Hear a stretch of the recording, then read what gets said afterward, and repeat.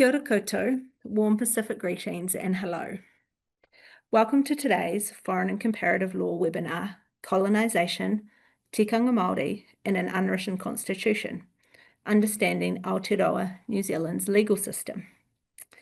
I'm thrilled to be presenting today as I spend this week as a guest at the Law Library of Congress in Washington, DC. My name is Teresa Buller, and in my professional role, I am Kaitiaka Kaupapa, Guardian of the Books, the Subject Librarian for Law and Criminal Justice at the University of Canterbury in Christchurch, New Zealand. I am a very long way from home and very grateful for this opportunity to visit and meet colleagues in Washington, DC before I attend the American Association of Law Libraries Conference as the co-recipient of the Foreign Comparative and International Law Special Interest Section Schaefer Grant for Foreign Law Librarians. As I begin today, I want to note that throughout my presentation, I will use Te Reo Māori, the Māori language. When I do this, I will follow with an English explainer or transliteration. I want to acknowledge that I am not Māori, meaning that I am not an Indigenous person of Aotearoa. Rather, my great-great-grandparents on both my mother and father's side immigrated to New Zealand in the late 19th century from various places in England, Scotland, Italy, and Australia. I am Pākehā, a New Zealand European, and Tangatiriti, a person of the treaty. My husband and children all whakapapa Māori, which means that they have Māori ancestry and are Māori. And they whakapapa Te Ngāti Ruanui, an iwi tribe based on the west coast of Te Ika ao Maui, the North Island of New Zealand. I also want to forewarn that I will discuss two cases, one of which will deal with a post-death dispute and the other with a conviction for child sexual abuse. I encourage you to reach out to a support service if either of these cause you distress. And so today, I will talk about the sources of law in Aotearoa, New Zealand, in the absence of a formal written constitution, which reflect New Zealand's history as the whenua, land of Māori, since 1300 CE, and then as a British colony, dominion, and today as an independent nation. Many parts of our legal system mirror other countries which follow the Westminster tradition as a legacy of British colonialism.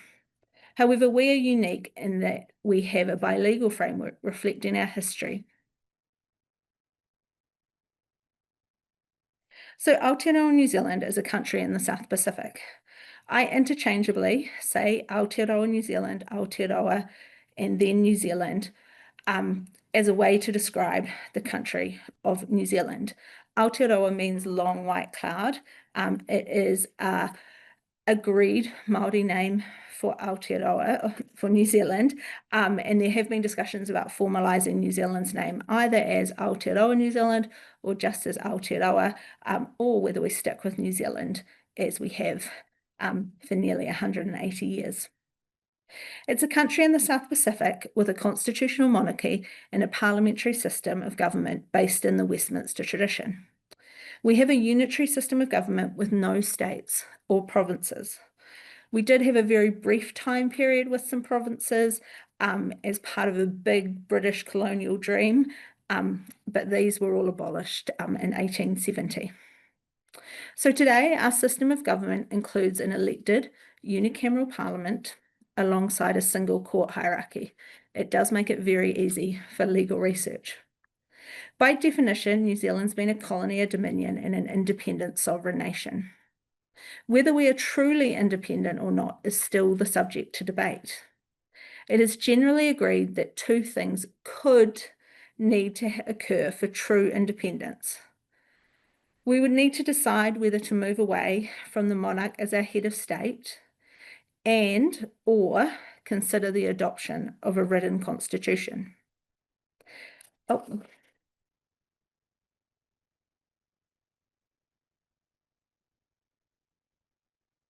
Right. So busy, focused on talking that I forgot that I've got to do the slides as well. All right, in this slide, I've shared two pictures. The one on the left is a picture of the debating chamber of the House of Representatives in Parramatta, Aotearoa, the New Zealand Parliament. The picture on the right is the interior of Te Kotu Manunui, our Supreme Court building. Our Supreme Court is our apex court, and it was established only in 2004. Prior to that, any final appeals needed to go to the Privy Council in London, which at that time was our final court of appeal. We do have executive, legislature, and judicial branches of government. But while the judicial branch is independent, the executive branch consists of members of the government of the day, so of the legislature branch.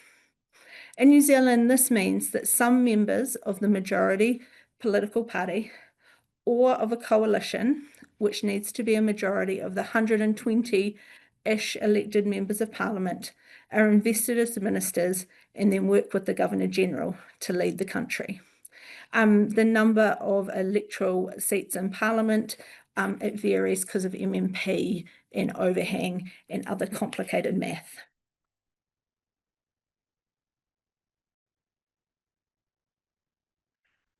New Zealand is one of 15 realms of His Majesty King Charles III.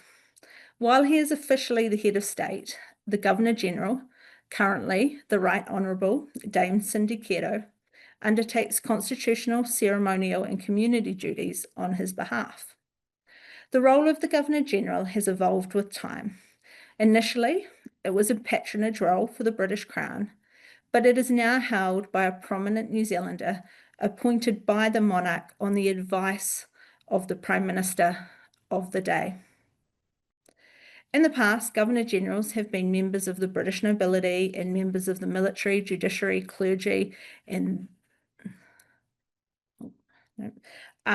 military, judiciary, clergy, and also those with a commercial or legal background. Each Governor-General is appointed for a 5-year term. Oh, one step too far. All right. New Zealand has never had a supreme entrenched constitution. Oh, not very doing well on the navigation here. Depending on definition and source, we are either one of 3, along with England and Israel, or one of 6 countries without a written constitution. Instead, our constitution is drawn from a number of sources, both written and convention, and is considered to be unwritten.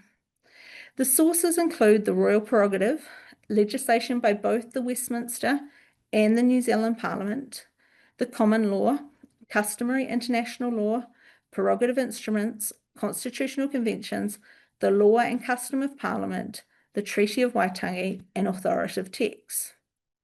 Many of the published sources of law mirror those of the United Kingdom and other former British colonies, including bills, legislation, letters patent, Hansard, journals, and the companion appendix to the journals of the House of Representatives, and a system of formal law reporting in Te Matature o Aotearoa, the New Zealand Law Reports, along with other commercial law reports. Our current constitutional and parliamentary system has been subject to much criticism, but it does allow flexibility and adaptation over time.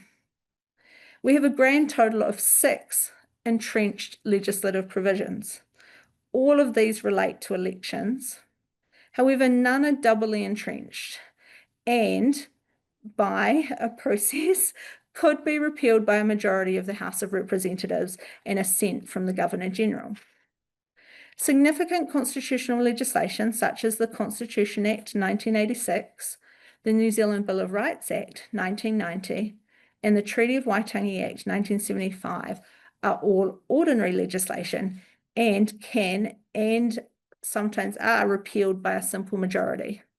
I note that this week, while I've been away, the Constitution Act 1986 has been amended just through ordinary legislation, really ensuring that some processes are in place if there's a change of government at our next election in terms of ensuring the continuity of government.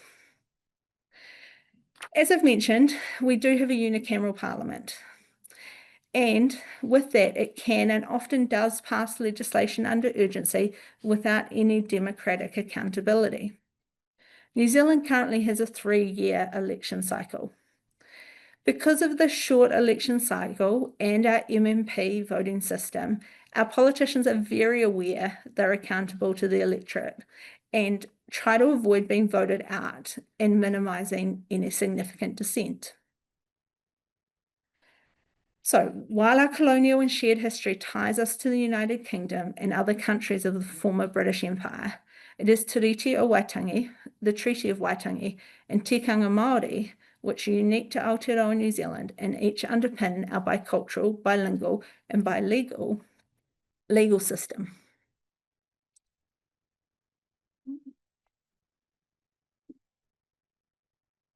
I have mentioned that Māori are tangata whenua, people of the land, and they arrived in New Zealand before and around 1300 CE. Abel Tasman was the first European to have a confirmed encounter with Māori in 1642. Then, on 3 voyages between 1769 and 1779, Captain James Cook surveyed the New Zealand coastline, and from there, sealers, whalers, sailors, missionaries, land prospectors, gold hunters, farmers, settlers, British, French, American even, and others from Europe alike, all began to arrive and settle in New Zealand. With that settlement, the first step towards today's bilegal framework began with a declaration of independence by some Northern Māori chiefs in 1835. At the same time, they adopted this flag pictured so that they would be able to trade. And they often traded particularly with the east coast of Australia, where in New South Wales, around Sydney and Melbourne. And the United Tribes of Aotearoa declared in He Whakaputanga o Te Rangatiratanga o Nutirini, the Declaration of Independence of the United Tribes of New Zealand, that they were an independent Māori nation. So after this declaration, and then unlike in Australia, where representatives of the British Crown declared the continent as terra nullius, nobody's land, and where the impact of that decision in Australia dismissed the millennia of history and land usage by Aboriginal and Torres Strait Islanders. In New Zealand, the Crown signed a treaty. They signed a treaty with some Māori chiefs in 1840, and this treaty is known as Te Reti o Waitangi, the Treaty of Waitangi. It's important to note that the Treaty of Waitangi was not an instrument of cession by those Māori who signed it, but rather authorities in the United Kingdom saw it as a condition of consent to rule in the new colony. The treaty was only signed by some Māori chiefs and who definitely didn't represent all Māori in Aotearoa at the time. The treaty really sped up the colonisation process, and it led to the importation of a Westminster parliamentary system in both the legislation and common law of England upon colonisation.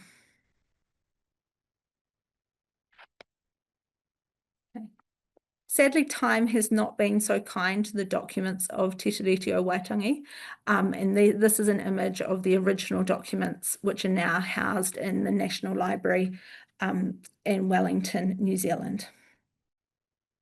Te Reti o Waitangi is the Te Reo Māori version, and then there is an English version, which is called the Treaty of Waitangi. There is a contentious history here. At signing in 1840, 2 versions were written, one in English and one in Te Reo Māori. Many Māori chiefs signed the Māori version, and representatives of the British Crown signed the English version. Differences in the 2 versions, and then the heavy-handedness of British colonisation post-1840 has detrimentally impacted Māori and Māori Crown relations ever since. Neither version of the treaty has ever been codified in legislation, either in New Zealand or in the United Kingdom, and the treaty has a fraught history in the courts. The treaty was initially considered in early colonial judicial decision-making, yet by 1877, it was disgustingly dismissed by the Chief Justice as a simple nullity in the case Wīpārata and the Bishop of Wellington. The Wīpārata decision had a detrimental impact on how the treaty was then treated by the courts well until the 20th century. And in 1941, in Te Huhu Tukino in the Aotearoa district, the Aotea District Māori Land Board, the Privy Council in the UK established an orthodox position that the treaty was only enforceable in law when it had been incorporated into law. So contrast there, it was never codified or incorporated into statute, so all very fraught. Then there was a social revolution through the 1970s and 1980s, which was reflected in the evolution of the role of the treaty in judicial and legislative spheres. In 1976, the Treaty of Waitangi Act recognised the treaty in statute and established a permanent commission of inquiry, the Waitangi Tribunal, which at that time was able to investigate only contemporary breaches of the treaty. By 1985, there was an amendment to this act, which extended the Waitangi Tribunal's authority back to historic claims in 1840. It has meant that since the mid-1990s, the government has since acknowledged many of their breaches of the treaty, particularly around land sales at a very low price, and unfulfilled promises about the development of schools and many other things as well. And since then, the government's undertaken an approach to acknowledge these breaches, both through legislation and financial redress.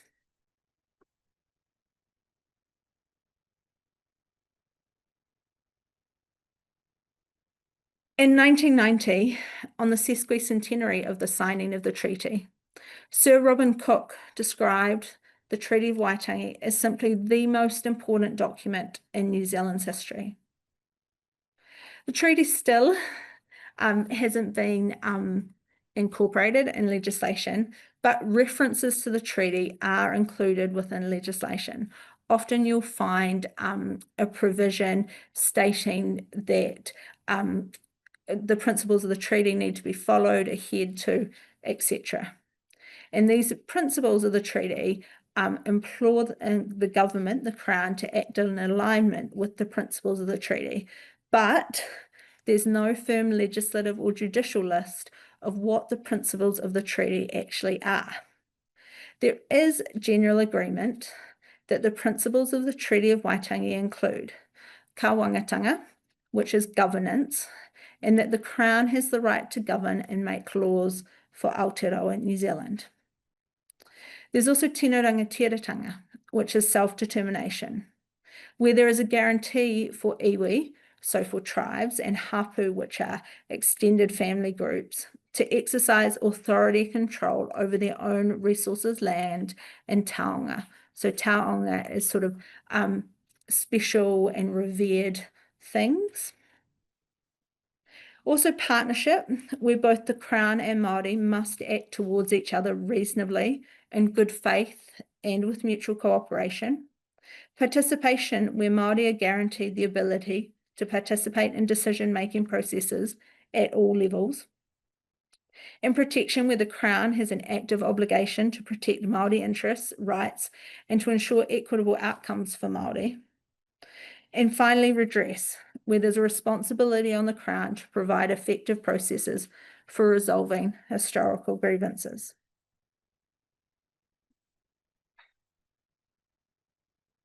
Right. There have been attempts to actually legislate to articulate what the principles of the treaty are. When this has happened, it has been seen as an attack on the Māori and an attack on the treaty itself. In 2025, our current three-party coalition government introduced the Treaty Principles Bill to define the principles of the treaty into statute for the first time. The proposed bill reflected the values and political position of the ACT Party, one of the three coalition parties. This proposal and the proposed bill sought to explicitly state in legislation what the principles of the treaty actually mean for the benefit of all New Zealanders. There were extensive protests as the proposed bill was seen to negatively redefine the relationship of partnership between Māori and the Crown. And the image here is of a hikoi, a protest in front of Parliament, one of the biggest protests ever in New Zealand. A leading academic really bluntly identified that any political phrase which mentioned all New Zealanders would mean that non-Māori interests would prevail. The proposed bill was negative on its second reading, although discussion and other legislative attacks on Māori have continued since then. Okay. So today, the treaty is considered a constitutional document, and in an extrajudicial speech, our current Chief Justice, Dame Helen Wilkelman, has identified that the principles of the treaty are protected by the principle of legality in the absence of formal direct legislative enactment to the contrary.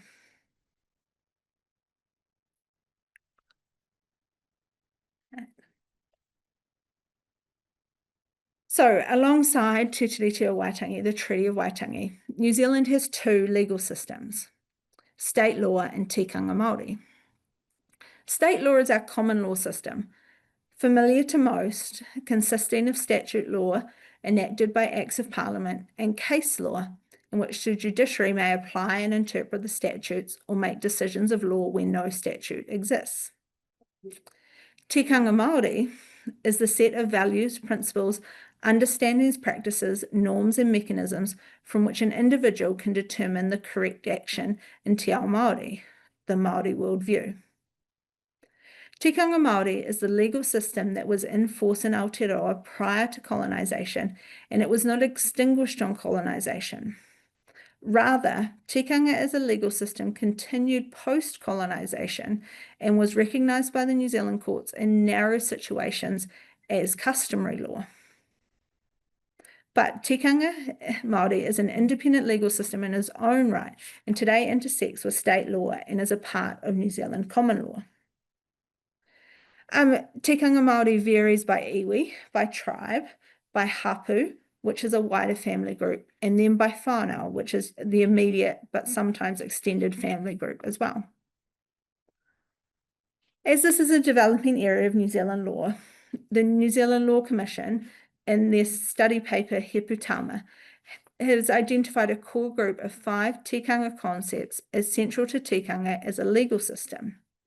These 5 tikanga concepts include concepts of connection, of whakapapa and whanaungatanga, so ancestry and relationships, concepts of equilibrium or balance, Māori, utu and ia, a life force reciprocity and a settled state, concepts relating to the status of an entity, mana, tapu and noa, so power, authority and restriction, concepts of responsibility like katiakatanga, manakitanga, aroha and atawhai, which include guardianship, care and hospitality, love and compassion, and kindness and protection, and then processes and procedures, which are called kawa.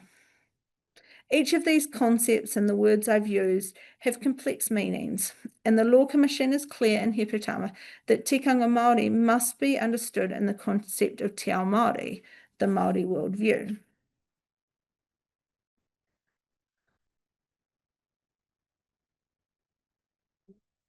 The role of tikanga in the New Zealand common law is a recent development. 2 key cases moved the discussion of tikanga from specific cases and interests with a Māori element to cases in which tikanga Māori and its interaction with the common law were discussed by the judiciary, and ultimately a position that tikanga forms part of the common law of Aotearoa. In Takamore and Clark, multiple courts discussed who had the right to decide the burial place of a Māori man who died outside his iwi rohi. So that's the boundary of his tribe.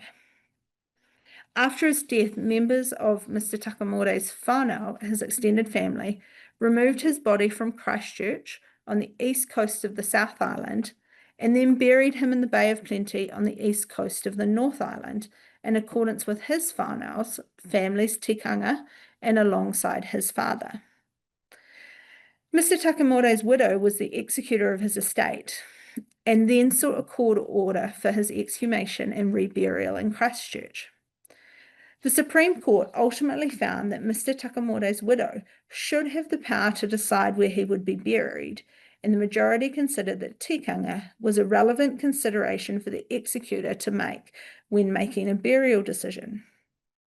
Now, this case, Takamore and Clark, is a really significant decision, as it was one of the very first cases in the 2010s which recognised tikanga values as having a legal significance within the common law in Aotearoa, New Zealand.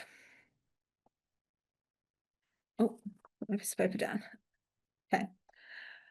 So after Takamore and Clark, the case was then considered in the Queen and Ellis. So Peter Ellis was accused and then convicted of the sexual abuse of children in his care in the early 1990s.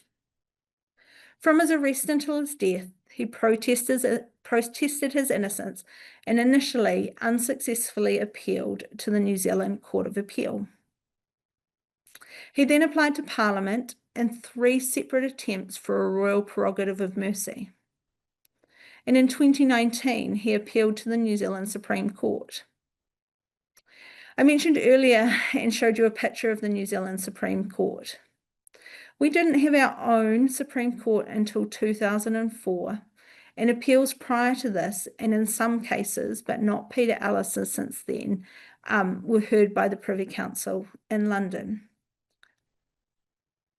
And sadly, after the New Zealand Supreme Court had granted him leave to appeal, Peter Ellis died of cancer. The Supreme Court then scheduled hearings to determine whether to proceed with the appeal due to Ellis's death.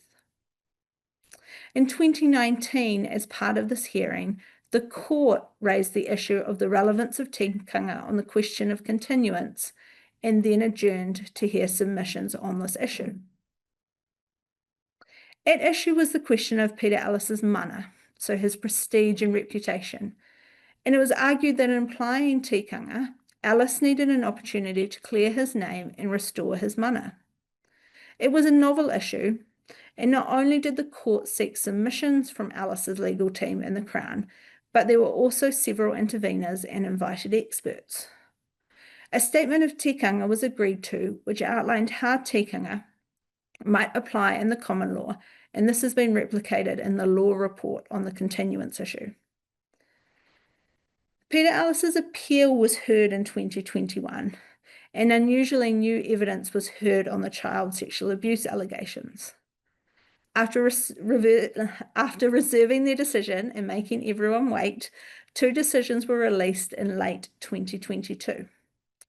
One dealt with evidential issues on the initial conviction of the child sexual abuse charges, and on that, Peter Ellis's convictions were quashed. The second decision related to the continuance and issues of tikanga in Aotearoa, New Zealand. In this second decision, the court unanimously affirmed that tikanga has been and will continue to be recognised in the development of the common law of Aotearoa, New Zealand in cases where it is relevant. So the decision in Ellis was significant for several reasons. Firstly, by allowing for his appeal to be heard posthumously, it contrasted with the common law approach that matters end on the death of the appellant. Secondly, it was a strong move for a New Zealand-based apex court to consider an Indigenous New Zealand-specific approach to a New Zealand case, which really demonstrated the maturity of the court in its second decade and moved New Zealand further away from the influence and oversight of the Privy Council.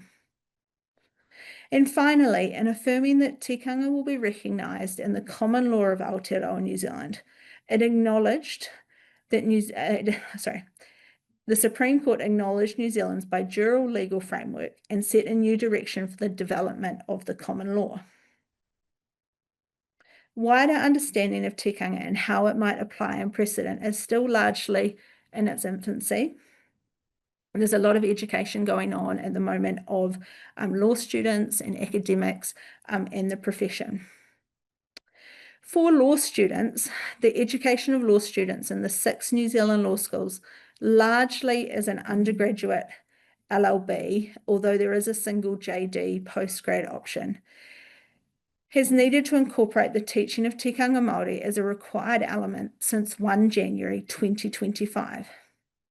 That is not to say that tikanga or issues of Māori law weren't being taught before this date, but it has meant that the Council of Legal Education, who are the statutory body who oversees the educational requirements of those wishing to be admitted as barristers and solicitors under the Lawyers and Conveyancers Act 2006, has ensured that future lawyers will be educated to understand tikanga Māori and be prepared to appropriately bring novel claims on tikanga Māori principles in the future.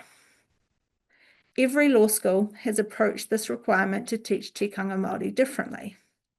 At my own institution, the Faculty of Law have introduced a dedicated 300 level, so a final year, single semester course to ensure this requirement is met, while additionally ensuring that concepts of tikanga are integrated into other courses where appropriate. We are currently training the future lawyers and judiciary who will assist in further developing the common law incorporating tikanga as it is relevant to New Zealand legal matters. It is a very exciting time. Alongside the education of law students, the New Zealand Law Society, who are the statutory body which regulates all lawyers practicing in New Zealand, has produced a practice briefing on tikanga Māori, which outlines guidance on the relevance of tikanga Māori and tikanga-based legal developments so that lawyers can meet their competence and client service obligations under the Lawyers and Conveyancers Act, Lawyers' Conduct and Client Care Rules 2008. There is also a growing and significant body of academic work discussing tikanga, its potential application in the common law, and the interaction of tikanga and state law.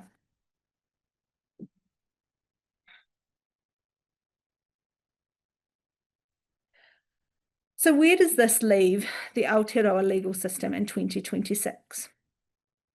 We have a legal system that is Indigenous to New Zealand, which has evolved to reflect the law of Kupe, a Polynesian explorer whom many Māori credit as being the first ancestor to discover the islands of Aotearoa, and Cook, which reflects our imported colonial legal system.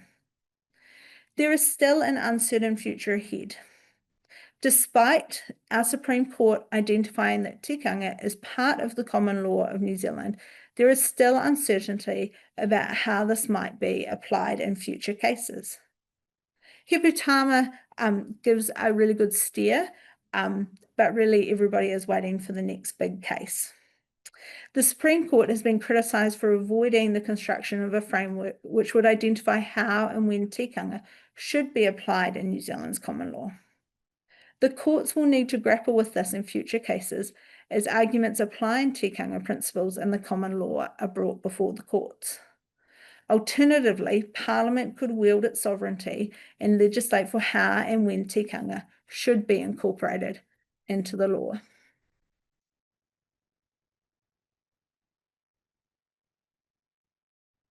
Constitutional change may come in time. Before the death of Her Majesty Queen Elizabeth II, many believed that her death would lead to a serious conversation and eventual move to a New Zealand republic. However, that hasn't happened, and His Majesty King Charles III was proclaimed as New Zealand King after his mother's death. I believe, and I tell my children, that I think we will become a republic in my lifetime. It isn't to say that work hasn't already been done on what a constitution might look like. Throughout the 2010s, Geoffrey Palmer and Andrew Butler proposed and then refined proposals for an entrenched New Zealand constitution. As part of their work, two proposals were published, one in draft and the second incorporating public feedback, both of which are pictured here. Separately, but in the same period, the government also sought clarity on the future of New Zealand's constitutional arrangement.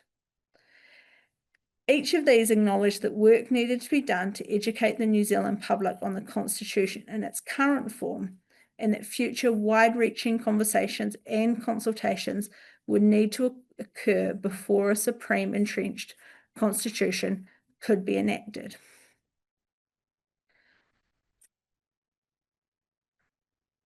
So, the New Zealand legal system will continue to adapt and reflect our history.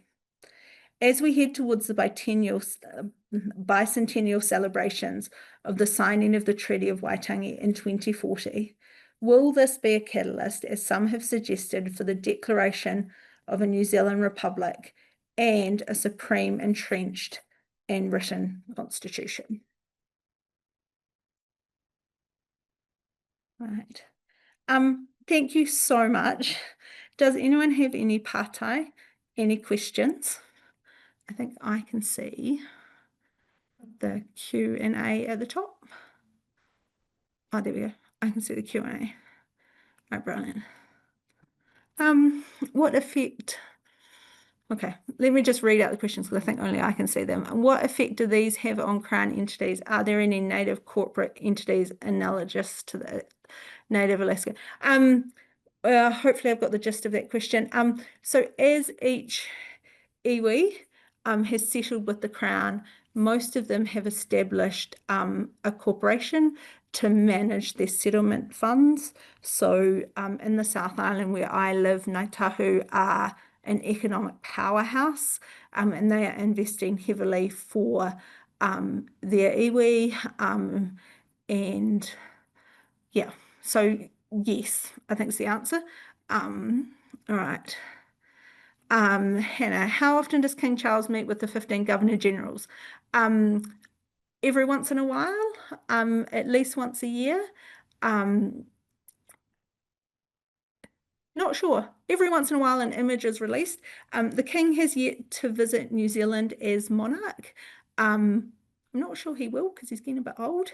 But I also think that there's often phone calls and probably Zoom chats now between them, and definitely correspondence as well.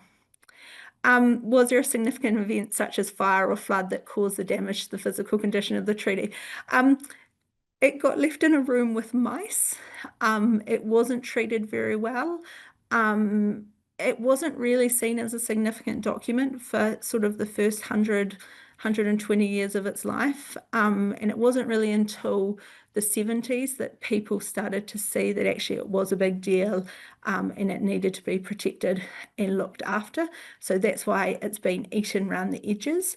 Also that there is now a permanent exhibition at the National Library in Wellington, which has the treaty, the declaration, and also the women's suffrage petition, because New Zealand was the first country to give women the vote in 1893. Next question. Can tikanga Māori only be applied in common law where the defendant or those involved with the case are ethnically Māori? No. No. So Peter Ellis wasn't. Peter Ellis was a Pākehā man, and the court basically said, actually, that doesn't matter. Really, it's about what does this look like for New Zealand as well. Prior to Ellis, definitely it was for Māori and cases involving Māori, but now it has been like cases involving tikanga Māori for both Māori and Pākehā, so Māori and non-Māori as well. Next question. I wonder if other former or current British colonies and now Commonwealth members will consider incorporating the Native, First Nation, Aboriginal, etc. people's traditional law into common law. I hope so. I think so. I think Alice has really both Ellis and Heputama kind of in conjunction, so the court and then the Law Commission have really laid out what that could look like. Obviously, there'll be a body of cases that come. It's certainly an issue that I think the Supreme Court will revisit in time and refine what that looks like. I do think others will follow. I don't know when, and I don't know who would be next as well. Um, all right. How are issues between tribes iwi resolved when they have separate interpretations of tikanga? And what does the court consider when determining the correct interpretation? So as far as I know, there haven't been any significant cases like that yet. One of the concerns is that Māori, or Te Reo Māori, the Māori language, is an oral language. So it would be a matter of who they would bring in, who the expert would be, and consider it. There is a lengthy written record. The missionaries, especially when they first arrived, were really good at writing things. So I think they would apply normal evidential principles, but I don't quite know at the moment. Something that hopefully that will come through in time as well. And then prior to the Supreme Court's decision, how did law schools incorporate the teaching of tikanga Māori? It would depend on the law school and on the academic. So prior to Ellis, there were fewer Māori academics than there are now. So sometimes there would be a dedicated course. It may have been taught very early as this is something that's important to Māori and would be good to know, but actually our legal system is still a very Pākehā colonial system. Yeah, so that's how prior to the Supreme Court, since the Supreme Court and the Council of Legal Education mandating the teaching of tikanga Māori, every law school had to go through and basically audit their teaching to identify how and what they were teaching. And so there was a lot of work put in and a lot of thought put into how carefully and when things were taught and what the parallels were. Because there are some subjects that just don't involve tikanga Māori, but some do, particularly around land and family. So it depends now. Brilliant. Are there any other patai, any other questions? I wouldn't be a good librarian if I didn't end by giving you some suggested resources. There is a great chapter by Sir Kenneth Keith, who sadly died recently, which is the opening chapter to the Cabinet Manual, which describes New Zealand's constitutional arrangements and all of the bits that go into that and the history as well. In terms of tikanga Māori, Joe Williams, who is now Justice Williams on the Supreme Court, he has written extensively on the role of tikanga Māori and Lex Aotearoa, which is his interpretation and argument for tikanga Māori in the common law. So basically anything he's written. There's a new book called Tikanga Māori and State Law by Jaden Houghton out of the University of Auckland, which talks about the intersection of tikanga and state law as well. Yeah. So if there are no other questions,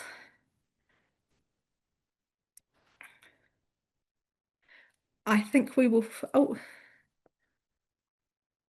ngā mihi Philip, you are so lovely. I hope you are not at home and it's not in the middle of the night and you haven't got up early to see me. Oh no, it's 6 o'clock in the morning. I did check the time. And Justine, thank you. I am off to Cleveland tomorrow. My presentation for Cleveland, I'm going to talk far more about how we as a library service support the teaching of tikanga Māori, because it's the mandate from the Council of Legal Education really changed how we think about how we deliver a library service, and how we ensure that our library service and our teaching of legal research skills reflect a bicultural, bilingual, and bijural Aotearoa. So I'm talking at AAL. Would love to see people there. Please come and say hi. I'll be the one with the funny accent. Brilliant. So from me, the gentle person who wrote the cabinet menu, Sir Kenneth Keith. Um, Brilliant.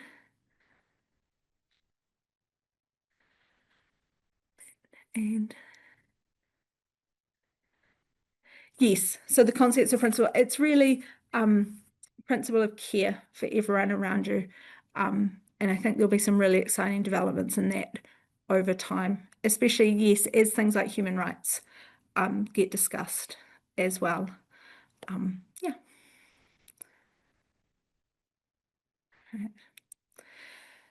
Well, from me, ngā mihi nui, thank you very much, and ka kite, which means see you again.